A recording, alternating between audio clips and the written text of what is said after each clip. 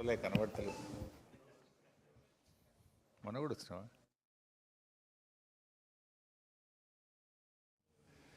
అందరికీ నమస్కారం. స్టార్ట్ చేయొచ్చా? టైం అయిందా?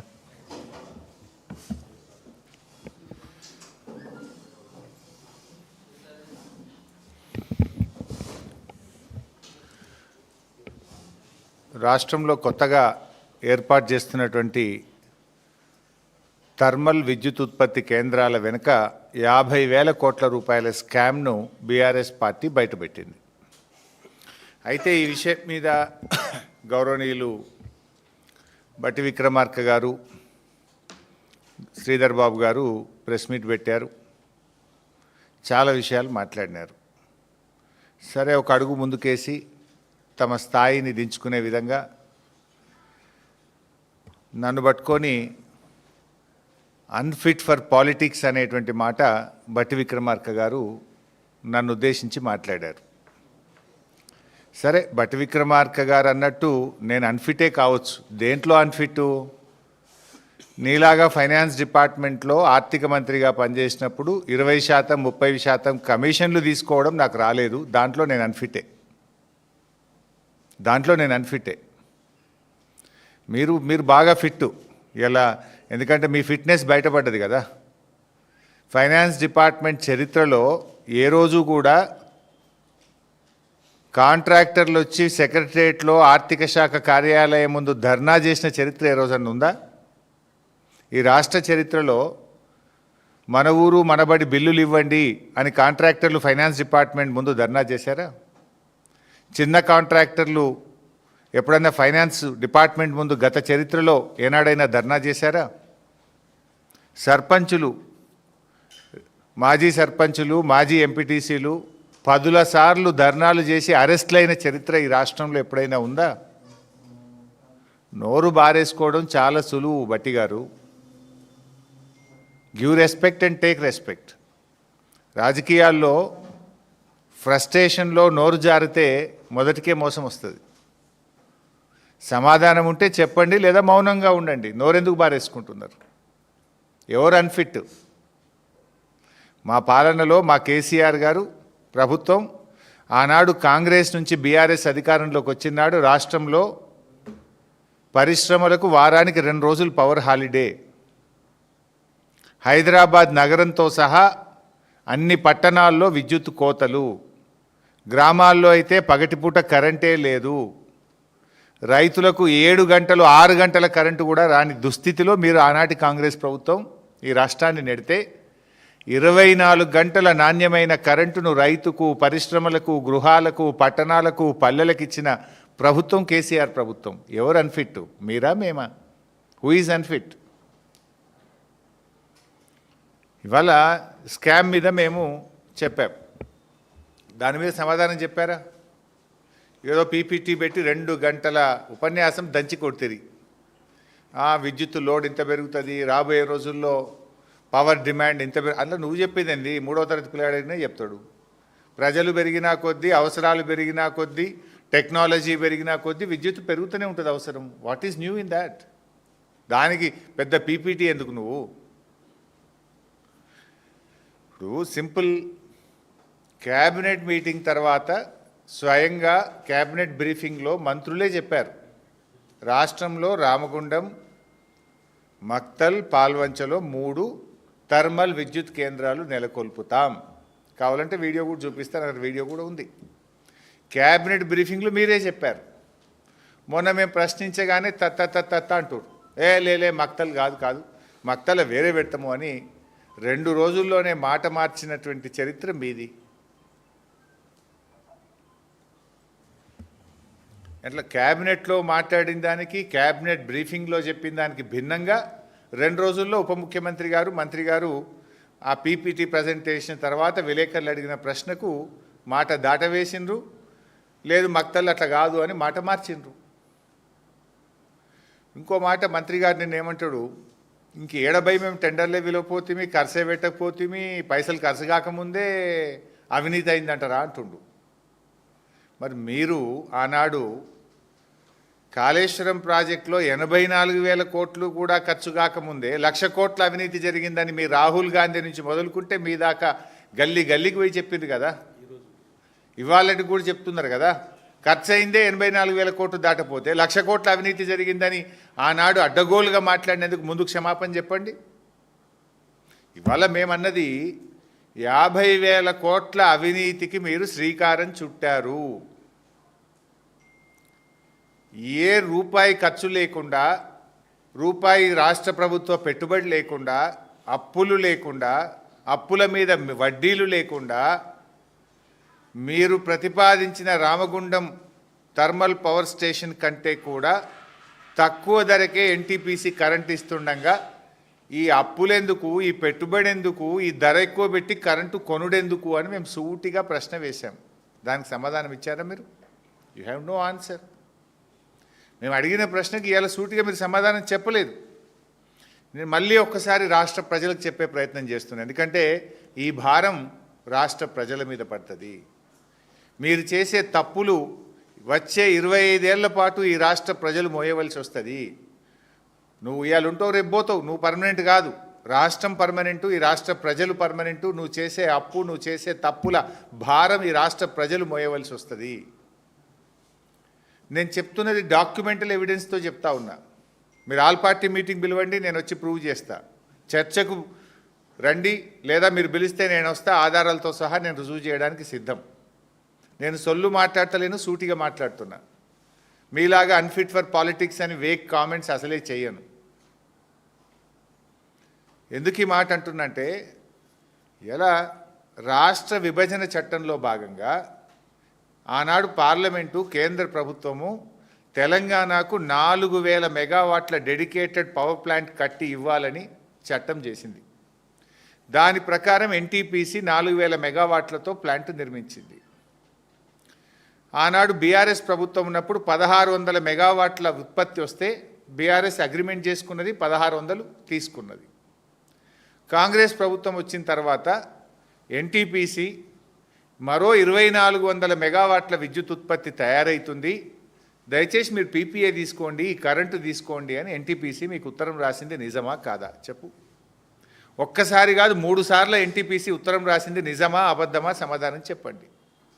ఎన్టీపీసీ సీఎండీ నేరుగా హైదరాబాద్కు వచ్చి ముఖ్యమంత్రి గారిని, భట్టి గారిని కలిసింది నిజమా అబద్ధమా చెప్పండి.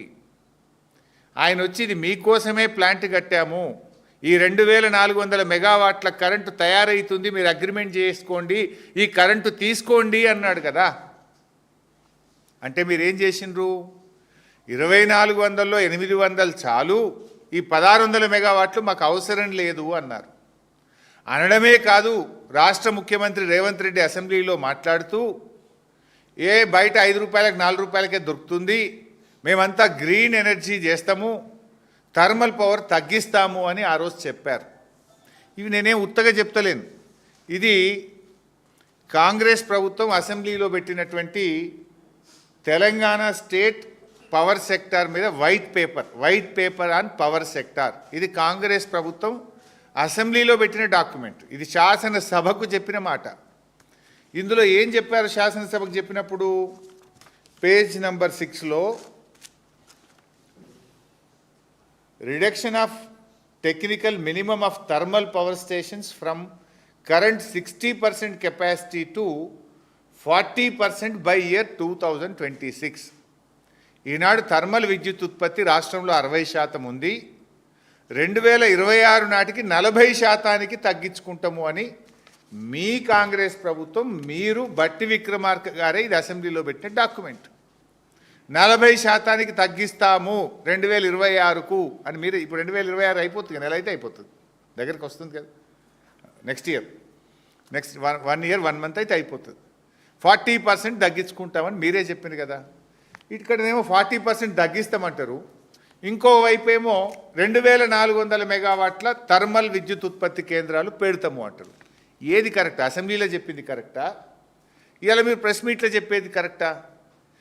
కావాల్సిందే, లోడ్ పెరుగుతుంది, మేము థర్మల్ పెడతాము అంటారు. అసెంబ్లీలో ఏం చెప్పిండ్రు? ఉన్నదాన్ని తక్కువ చేస్తాము, 60 నుంచి 40% థర్మల్ విద్యుత్ ఉత్పత్తిని తగ్గిస్తాము అని అసెంబ్లీలో వ్రాతపూర్వకంగా ఇది మా ఎమ్మెల్యేలకు ఇచ్చిన డాక్యుమెంట్. ఇది ఈరోజు కూడా అసెంబ్లీ రికార్డులో ఉంది. ఇది ఒకవైపు తగ్గిస్తామంటారు, కమిషన్ల కోసం ఇంకొక వైపు ప్లాంట్లు పెడతామంటారు. సో మరోవైపు ఏం చేసిండ్రు, గ్రీన్ ఎనర్జీ పవర్ పాలసీ అని ఇది కూడా డాక్యుమెంటు కాంగ్రెస్ ప్రభుత్వమే విడుదల చేసింది. బట్టి విక్రమార్క గారు, రేవంత్ రెడ్డి గారు ఇద్దరు సంతకాలు పెట్టి 2030 కల్లా 20,000 మెగావాట్ల గ్రీన్ ఎనర్జీని మేము డెవలప్ చేస్తాము అన్నారు. మరి ఇప్పుడు గ్రీన్ ఇడిచిపెట్టి మళ్ళా థర్మల్ ఎంబడి ఎందుకు కొట్టారు? మరి దీనికి సమాధానం లేదు. ఇక్కడ అసలు విషయం పాయింట్, నేను స్ట్రైట్గా పాయింట్కి వస్తూ ఉన్నాను. అయితే ఎన్టీపీసీ 2,400 తీసుకోమంటే వీళ్ళు 800 మాత్రమే తీసుకున్నారు. ఆ 800కు state ERC, electricity regulatory commission ఏదైతే ధర నిర్ణయిస్తుందో మనకు, ఈఆర్సీ డాక్యుమెంట్, ఇది నా డాక్యుమెంట్ కాదు, ఈఆర్సీ సంతకం ఉంది దీని మీద. 800 తీసుకుంటే దానికి ఎంత ధర నిర్ణయించిందంటే ₹4.12. అంటే ఎన్టీపీసీ దగ్గర 800 మెగావాట్లు తీసుకుంటే ₹4.12 కాడికి 800 మెగావాట్లకు ఈఆర్సీ ఆర్డర్ పాస్ చేసింది. ₹4.12కే వస్తుంది కదా ఇక్కడ ఎన్టీపీసీ. వాడు 2,400 ఇస్తా అంటే నువ్వు 800 తీసుకుంటా అన్నావు పాపం, ఇంకా 1,600 వద్దన్నావు. ఇప్పుడేమంటున్నావు, పవర్ ప్లాంట్ పెడతా అంటున్నావు. ఇప్పుడు పెట్టే పవర్ ప్లాంట్లలో రామగుండం 800, పాల్వంచ 800, మక్తల్ 800 అని చెప్పినావు. రామగుండం 800కు జెన్కో డిపిఆర్ తయారు చేసింది. జెన్కో డిపిఆర్లో 10,800 కోట్లు ఖర్చు అవుతుందని డిపిఆర్ను ప్రభుత్వానికి సమర్పించింది. నిజమా అబద్ధమా? సూటిగా సమాధానం చెప్పు. 10,800 కోట్లతో జెన్కో డిపిఆర్ ఇచ్చింది, నిజమా కాదా? 800 మెగావాట్లకు 10,800 కోట్లంటే 1 మెగావాట్కు 13,62,00,000 రూపాయలు ఖర్చు అవుతుంది. ఇది స్టార్టింగ్, అయిపోయే వరకు అది 16-17 కోట్లు అవుతుంది. 13,62,00,000 రూపాయలు 1 మెగావాట్కు ఖర్చు అవుతుంది. 1 యూనిట్ విద్యుత్ ఉత్పత్తి చేయడానికి ₹7.70 అవుతుందని చెప్పి లెక్క తేల్చింది జెన్కో. ₹7.70 per unit. మరి 10,880 కోట్లు కాస్త ఏమవుతుంది, పూర్తయ్యే వరకు 15,000 కోట్లు అవుతుంది. ఈ 15,000 కోట్లలో 25% జెన్కో రాష్ట్ర ప్రభుత్వం డబ్బులు పెట్టాలి, 75% అప్పులు తేవాలి. 15,000 కోట్లు ఒక రామగుండంకు, ఇంకో 15,000 పాల్వంచకు, ఇంకో 15,000 మక్తల్కు, 45,000 అవుతుందా? నేనేమంటున్నా, అరే రూపాయి పెట్టుబడి లేదు, రూపాయి అప్పు అవసరం లేదు, మిత్తి మీద పడేది లేదు, వాళ్ళు కట్నీళ్ళు పెట్టిపోయోలే 2,400 మెగావాట్ల కరెంటు మన తెలంగాణలోనే పెట్టి మనకు సప్లై చేస్తామంటే ఎందుకు వద్దన్నావు? అయినా వాళ్ళు చెప్పిన ధర ఎంత? ₹4.12. నువ్వు మీ రాష్ట్ర ప్రభుత్వము జెన్కో రామగుండంలో భూమి ఉన్నది, అన్నీ ఉన్నాక కూడా ఎంతకు తయారైద్ది అన్నాడు ఒక యూనిటు? ₹7.70. అంటే దాదాపు ₹3 ఎక్కువ ఒక యూనిట్కు, ఇంకా ₹3.40 ఎక్కువ. సరే ₹3 అనుకో, 7.70 వర్సెస్ 4.12. 4.12కి ఎన్టీపీసీ ఇచ్చింది, నువ్వు తీసుకున్నావు 800, ఇంకా 1,600 నువ్వు వద్దన్నావు. ఆ 1,600 వాళ్ళని వద్దని నువ్వు సొంతం పెడతా అంటున్నావు. ఎందుకు? కమిషన్ల కోసం. సొంతం పెడితే ఎంతకు తయారవుతుంది కరెంటు? ₹7.70 తయారవుతుంది. అంటే ఒక యూనిట్ మీద ₹3 అదనంగా విద్యుత్ ఉత్పత్తికి ఖర్చు అవుతుంది మీరు పెడితే. ఒక రోజుకు 3 కోట్ల యూనిట్ల విద్యుత్ ఉత్పత్తి, 800 మెగావాట్లు అంటే దట్ ఈజ్ ఈక్వలెంట్ టు 3 కోట్ల యూనిట్ల కరెంటు. 3 కోట్లు ఇంటూ ₹3 అంటే ఎంత? 9 కోట్లు. అంటే రోజుకు అదనంగా ఎన్టీపీసీ నుంచి కరెంటు వాళ్ళు ఇస్తమానంగా తీసుకోకుండా నువ్వు రామగుండంలో ప్లాంటు పెట్టి నువ్వు ఉత్పత్తి చేస్తే రోజుకు 9 కోట్ల రూపాయలు ఈ రాష్ట్ర ప్రజల మీద భారం పడుతుంది. నీ జేబులకి వెళ్ళైతే పెట్టవు కదా, ఆ బిల్లు ఎవరికి వేస్తావు? ఆ కరెంటు బిల్లు ప్రజల మీద వేస్తావు. రోజుకు 9 కోట్లు. సరే సంవత్సరానికి ఎంత అవుతుంది 9 కోట్లు అంటే? రోజుకు 9 కోట్ల చొప్పున సంవత్సరానికి 3,285 కోట్లు ఖర్చు అవుతుంది. ఏ పవర్ ప్లాంట్ అయినా అగ్రిమెంటు 25 ఏళ్ళు 25 ఇయర్స్కి ఉంటుంది. అంటే 25 ఏళ్లకు సంవత్సరానికి 3,285,000 కోట్ల రూపాయల చొప్పున లెక్క పెడితే 82,000 కోట్ల రూపాయల అదనం భారం ఈ రాష్ట్ర ప్రజల మీద పడబోతుంది. మేము అంటున్నది అదే కదా. ఇప్పుడు నీ కమిషన్ల కోసమో, నీ 30%కో, నీ 40% కోసం ఈ రాష్ట్ర ప్రజల మీద 82,000 కోట్ల రూపాయల భారం ఎందుకు వేస్తున్నావు మిస్టర్ బట్టి విక్రమార్క అని సూటిగా అడుగుతా ఉన్నా. ₹4.12 ఎన్టీపీసీ ఇస్తుండగా నువ్వు ప్లాంట్ కట్టి ₹7.70 ఎందుకు విద్యుత్ ఉత్పత్తి చేస్తున్నావు? ఒక దిక్కు పైసలు లేవు, అప్పుల కోసం పోతే చెప్పులు ఎత్తుకపోయినట్లెక్క చూస్తున్నాడు అంటాడు నీ ముఖ్యమంత్రి. అరే మా తులం బంగారం ఏమైపోయాయి, అవ్వతాతలకు 4,000 పింఛన్ ఏమైపోయాయి, అక్క చెల్లెలకు మహాలక్ష్మి ఏమైపోయాయి అంటే పైసలు లేవు అంటావు. మరి ఇప్పుడు ఈ ప్లాంట్లు 3 కట్టాలంటే నువ్వు 25% పెట్టాలి కదా. 10,000-15,000 కోట్లు ఏడికెళ్ళి తెస్తావు? అప్పులు ఏడికెళ్ళి తెస్తావు?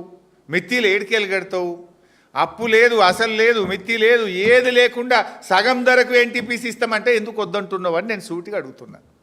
ఎందుకు వద్దంటున్నావు అంటే నీ 30% కమిషన్ రాదు, ఎన్టీపీసీ కరెంట్ ఇస్తుంది, నువ్వు పైసలు కట్టాలి. నువ్వు ప్లాంట్ కడితే నీకు తిన్న 30%, 40% కమిషన్ ఉన్నది కదా. అందుకే బూస్టప్ చేసిండ్రు, ప్లాంట్లు కడతామంటున్నారు. ఇప్పుడు ఎన్టీపీసీది ఇంకా తొందరగా వస్తుంది కరెంటు. నువ్వు ఇప్పుడు ఆలు లేదు, సూలు లేదు, నువ్వు కట్టాలంటే 5 ఏళ్ళు 6 ఏళ్ళు అవుతుంది. ఎన్టీపీసీ తయారున్నది, ఏడాది లోపల ఇస్తా అంటుండు. తయారున్న కరెంటు, తక్కువ ధరకు వచ్చే కరెంటు, పెట్టుబడి లేకుండా వచ్చే కరెంటు వద్దంటావు. 5 ఏళ్ల తర్వాత వచ్చే కరెంటు, ఎక్కువ ధరకు వచ్చే కరెంటు, పెట్టుబడి పెట్టే కరెంటు ముద్దంటావు. ఇది ఎక్కడి పద్ధతి? ఎవరి కోసము? నువ్వు చేసే తప్పుల వల్ల ఈ రాష్ట్ర ప్రజల మీద 82,000 కోట్ల రూపాయల భారం పడుతుంది. ఈ 82,000 కోట్ల భారం ఎందుకు ఈ రాష్ట్ర ప్రజలు విద్యుత్ బిల్లుల రూపంలో చెల్లించాలి? రేపు కరెంటు బిల్లులు పెరుగుతాయి కదా. ఈ బిల్లులన్నీ ప్రజలు కదా కట్టాల్సింది. ఆ ప్రజలకు నష్టం జరుగుతుంటే ఆ ప్రజలకు రేపు బిల్లులు పెరుగుతాయని చెప్పి ఈ స్కామ్ను బీఆర్ఎస్ పార్టీ బయటపెట్టింది. ప్రజల పక్షాన బీఆర్ఎస్ పార్టీ రేపు ప్రజల మీద భారం పడొద్దని ప్రశ్నిస్తూ ఉంది. ఇకపోతే ప్లాంట్లు, అరే మీరు బొగ్గు లేని చోట ప్లాంట్లు పెట్టినరు అని మా మీద ఆరోపణలు చేస్తున్నారు. సరే, మేము ఎందుకు పెట్టినామో తప్పకుండా నేను సమాధానం చెప్తా. ఇవాళ అసలు ఈ ప్లాంట్లు బొగ్గు లేని చోట పెట్టిందే కాంగ్రెస్ పార్టీ కదా. ఏ బొగ్గున్నదని విజయవాడ థర్మల్ పవర్ స్టేషన్ కట్టింది కాంగ్రెస్ పార్టీ? ఏ బొగ్గున్నదని రాయలసీమ థర్మల్ పవర్ స్టేషన్ కట్టింది కాంగ్రెస్ పార్టీ? ఏ బొగ్గున్నదని కృష్ణపట్నంలో థర్మల్ పవర్ స్టేషన్ కట్టింది కాంగ్రెస్ పార్టీ? ఇలా RTPP Rayalaseema thermal power station 1,200 కిలోమీటర్లు ఉంటుంది. మరి ఆడ ఏ బొగ్గున్నదని కట్టిండ్రు అన్నాడు కాంగ్రెస్ పార్టీ? విజయవాడలో ఏముందని కట్టిండ్రు?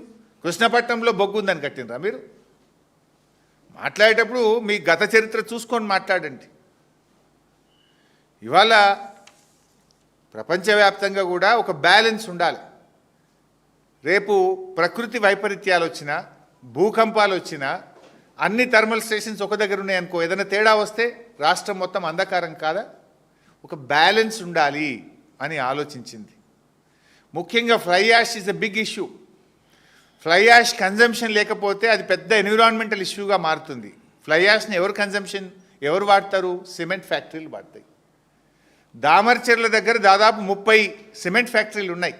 ఆ సిమెంట్ ఫ్యాక్టరీలో 100% ఈ ఫ్లై యాష్ను మేము వాడుకుంటాము అని అండర్టేకింగ్ ఇచ్చి ప్రభుత్వంతో అగ్రిమెంట్ చేసుకున్నారు. ఆ రోజు అక్కడ ఫ్లై యాష్ వినియోగం జరుగుతుంది. సిమెంట్ ఫ్యాక్టరీలు ఉన్నాయి, 1,200 ఎకరాల ప్రభుత్వ భూమి ఉన్నది, కావలసిన కృష్ణా నది జలాలు ఉన్నాయి.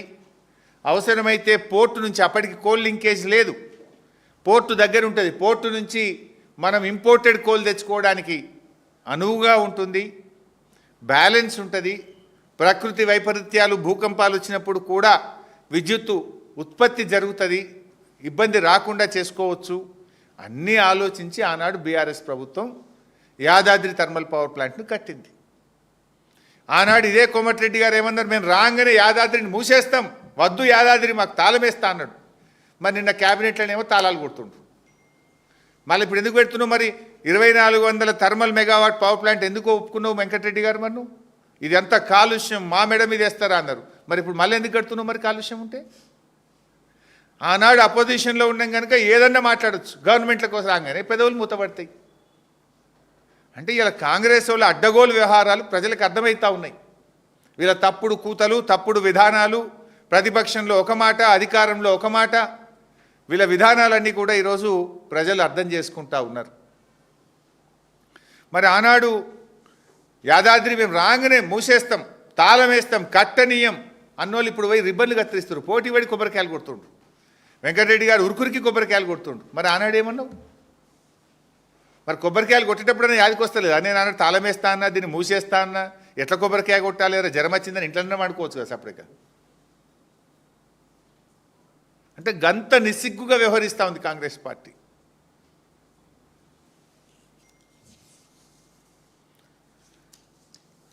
ఇవాళ గ్రీన్ పాలసీ ఇందాక నేను చెప్పిన, ఇందాక మక్తల్ది కూడా చూడండి, ఒక పత్రికలో వచ్చిన వార్త ఇదో, తెరపైకి మక్తల్ థర్మల్ పవర్ ప్లాంట్. వాళ్ళు ఇంత స్పష్టంగా థర్మల్ అని చెప్పి ఇప్పుడేమో థర్మల్ మేము అనలేదు అని మాట మారుస్తారు. ఇక గ్రీన్ పాలసీ గాలికి పోయింది, కమిషన్ల కోసం కొత్త పాలసీ వచ్చింది. ఇప్పుడు ఇక 30%.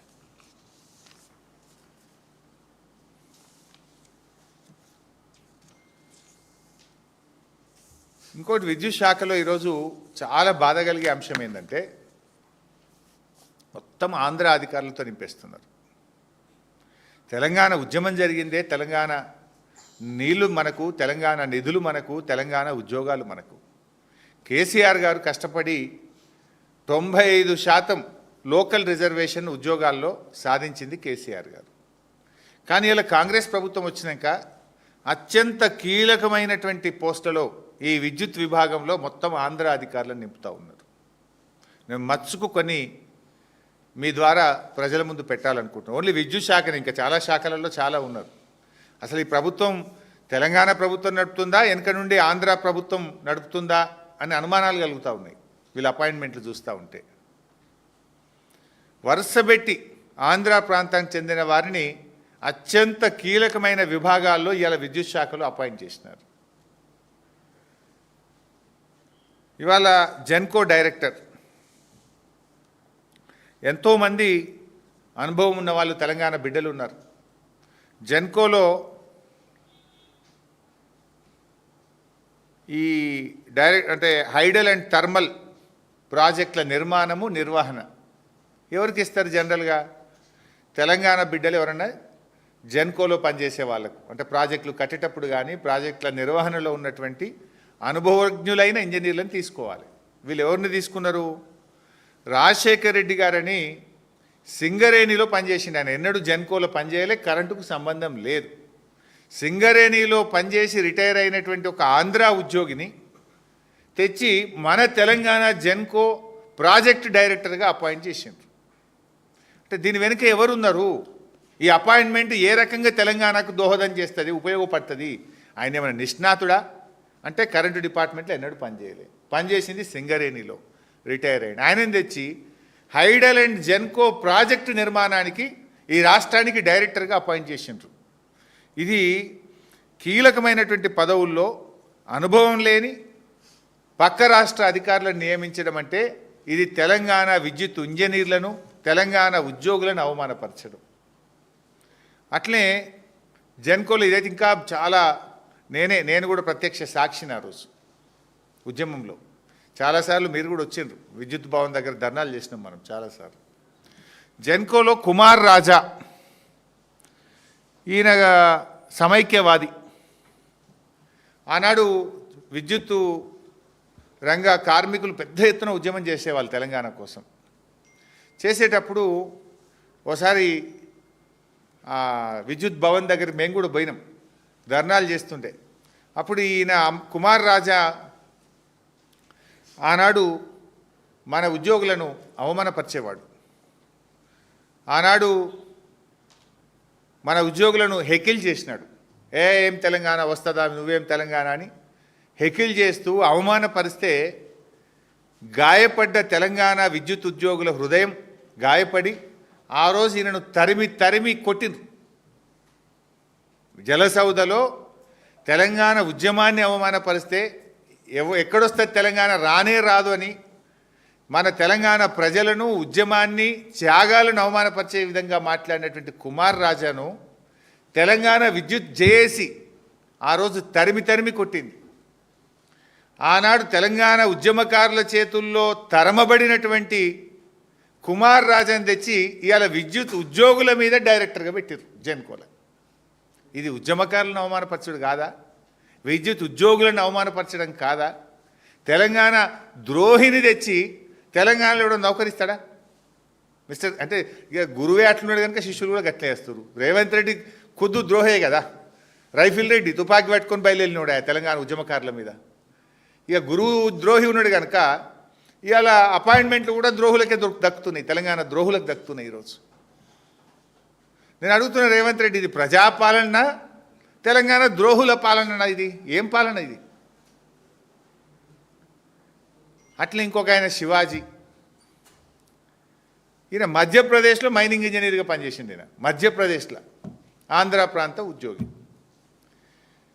ఈయనను ఎస్పీడీసీఎల్లో కీలకమైనటువంటి ప్రాజెక్ట్స్ అండ్ హెచ్ఆర్డీకి డైరెక్టర్గా అపాయింట్ చేసిండ్రు ఎస్పీడీసీఎల్లో. ఇవాళ ఎస్పీడీసీఎల్లో ఈ శివాజీ గారిని ప్రాజెక్ట్స్ అండ్ హెచ్ఆర్డీకి డైరెక్టర్గా అపాయింట్ చేసిండ్రు. ఈయనకు విద్యుత్తు మీద కనీస అవగాహన లేని వ్యక్తి, సాంకేతిక నైపుణ్యం లేదు, పనిచేసింది మధ్యప్రదేశ్లో, పనిచేసింది కోల్ మైన్స్లో. తెచ్చి ఎస్పీడీసీఎల్లో కీలకమైనటువంటి వింగ్లో ఆయనను డైరెక్టర్గా అపాయింట్ చేసిండ్రు. ఇక ఇంకొక ఆయన, ఎంతోమంది తెలంగాణలో వాస్తవానికి సమర్థులైనటువంటి దళిత అధికారులు కూడా ఉన్నారు. చీఫ్ ఇంజనీర్లుగా రిటైర్ అయినటువంటి తెలంగాణ దళిత బిడ్డలు, అనుభవజ్ఞులైన అధికారులు ఉంటే వాళ్ళందరినీ పక్కకు పెట్టి నరసింహులు గారు ఏనాడు కూడా తెలంగాణ గడ్డ మీద పనిచేయలేదు. నరసింహులు గారు తెలంగాణ గడ్డ మీద పనిచేయని, ఇక్కడ విద్యుత్ వ్యవస్థ మీద అవగాహన లేనటువంటి వ్యక్తిని ఆంధ్ర నుండి తెచ్చి ఎస్పీడీసీఎల్ ఆపరేషన్ డైరెక్టర్ పోస్ట్లో పెట్టినారు. ఇది ఎవరి కోసం పెట్టినట్టు? ఎవరు చెప్తే పెట్టినట్టు? ఇది తెలంగాణ జాతి ఆత్మగౌరవాన్ని దెబ్బతీయడం కాదా? తెలంగాణలో 5-6 దళిత రిటైర్డ్ అనుభవజ్ఞులైన చీఫ్ ఇంజనీర్లు ఉన్నారు కదా, మరి వాళ్ళు ఎవరు మీకు మంచిగా అనిపిస్తలేదా? ఓన్లీ ఆంధ్ర వాళ్ళే మంచిగా అనిపిస్తారా మీకు? అట్లే ఇంకా చాలా ఉన్నారు. ఒకటి రెండు చెప్తేగా, REDCO unimportant organisation, renewable energy. జనరల్గా గతంలో దీనికి ఒక ఐఏఎస్ ఆఫీసర్ను లేదా ఒక మంచి టెక్నోక్రాట్ను, అనుభవజ్ఞులైనటువంటి ఒక టెక్నోక్రాట్ను రెడ్కోకు సిఎండిగా మనం పెట్టుకునేటువంటి వాళ్ళం. ఇలా ఆంధ్ర ప్రాంతానికి చెందిన జూనియర్ మోస్ట్ అధికారి, అంటే జూనియర్ మోస్ట్ డివిజనల్ ఇంజనీర్గా ఉన్నటువంటి వావిలాల అనిల గారిని తెచ్చి రెడ్కో సిఎండి పోస్ట్ అప్పగైపోయింది.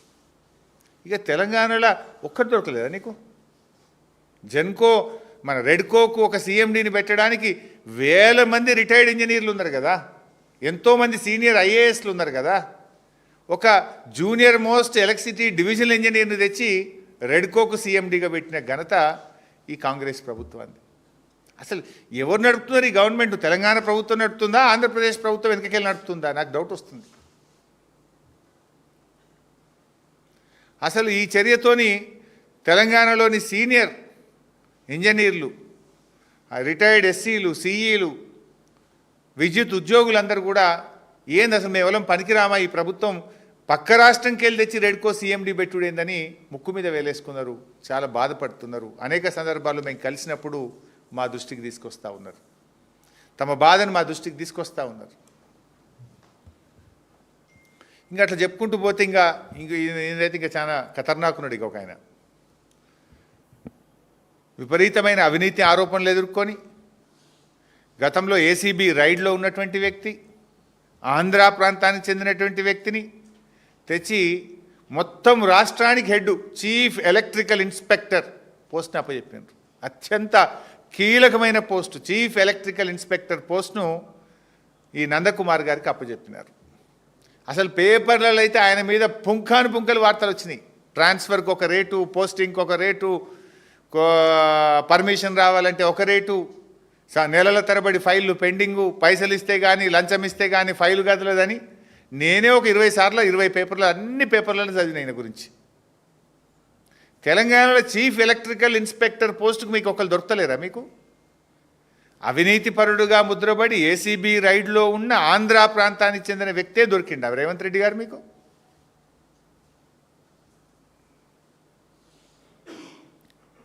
ఇక్కడ ఏమైంది? ఈ ప్రభుత్వం వచ్చినాక green energy open access policy కింద అప్లికేషన్స్ తీసుకున్నారు రేవంత్ రెడ్డి గారు ప్రభుత్వం. ఒక్కొక్క అప్లికేషన్ ఫీజు 25,000 రూపాయలు కట్టి అప్లికేషన్ పెట్టుకోమన్నారు. దాదాపు ఒక 600 కోట్లు వచ్చినాయి రాష్ట్ర ప్రభుత్వానికి. అప్లికేషన్ల మీదనే 600 కోట్లు వచ్చినాయి. ఏది? ఇండస్ట్రియలిస్టులు గ్రీన్ ఓపెన్ యాక్సెస్ పాలసీ, ఎక్కడి నుంచైనా మీరు గ్రీన్ ఎనర్జీని తెచ్చుకొని వాడుకోవచ్చు.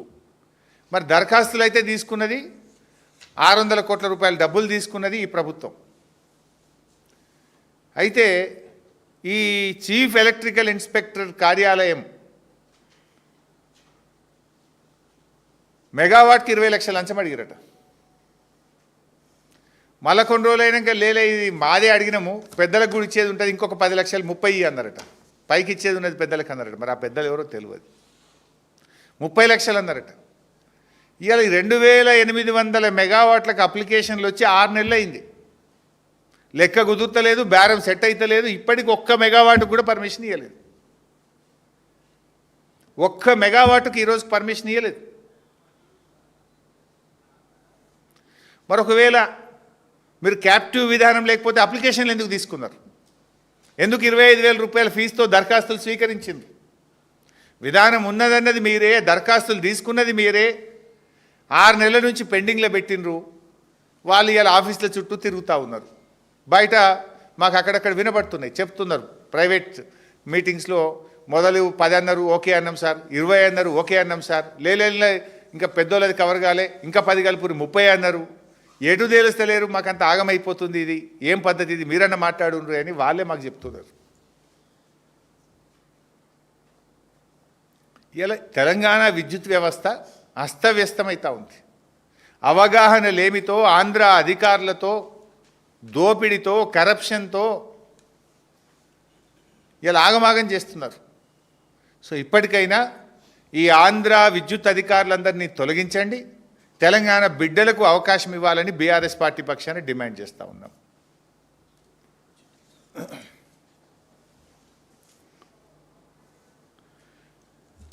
మా అన్న ఒకటి గుర్తు చేస్తుండు, ముఖ్యమంత్రి గారు ఇలా పర్యటనలు పోతున్నారు, వెళ్ళాలి. ఎంత ముఖ్యమంత్రి గారు ఎంత తిరుగుతే అంత మంచిది. We are not against to that. కానీ ఇలా ఎన్నికల కోడ్ను ఉల్లంఘిస్తూ ఉన్నారు. రాష్ట్ర ఎన్నికల సంఘం నిద్రపోతూ ఉందా?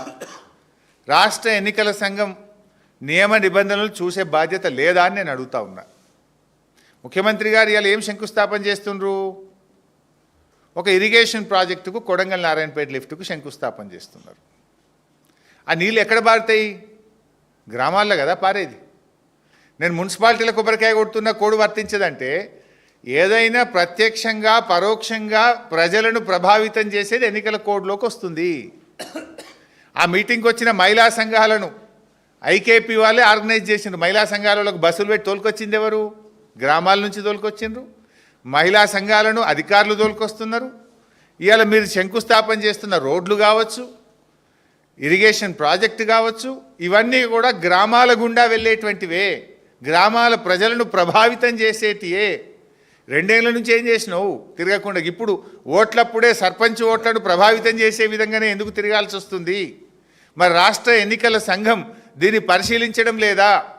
తక్షణమే రాష్ట్ర ఎన్నికల సంఘం రివ్యూ చేయాలి, పోలీసుకు డైరెక్షన్ ఇచ్చి కేసు నమోదు చేయాలి, తగిన చర్యలు తీసుకోవాలి. భవిష్యత్తులో జరిగే పర్యటనల మీద కూడా రివ్యూ చేసి ఎన్నికల సంఘం అనుమతి తీసుకున్న తర్వాతనే వెళ్ళాలి. ఎన్నికల సంఘం దృష్టికి కూడా మేము మొన్న తీసుకుపోయినాం. మా దగ్గర సిద్దిపేట జిల్లాలో కూడా తీసుకుపోతే లేలే మాకు ఎన్నికల సంఘం ఆర్డర్ ఉన్నది, గ్రామాలకు సంబంధించింది, గ్రామాలను ప్రభావితం చేసేది చేయకూడదు అన్నారు. మరి వాళ్ళు చేస్తున్నది ఏంది?